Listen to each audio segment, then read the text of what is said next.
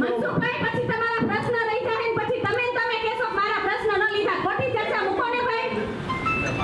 કીધું તો ખરા કે સાહેબ તમારા જેટલા પ્રશ્ન હશે જ્યાં તપાસ કરવી હશે જ્યાં તિરાડ સાહેબ આપણે છેલ્લા 3 વર્ષમાં કેટલા ડામર રોડ બનાવવામાં આવ્યા આજે ખાસ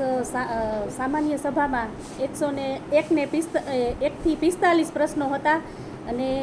વધારે જે ચેક ડેમો રસ્તાઓ એના શિક્ષણમાં જે ઓરડાઓ ખરાબ થઈ ગયા હોય કે કોઈ બાળકોને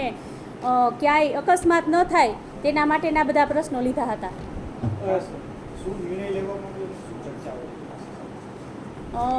આપણે જોઈને તો અત્યારે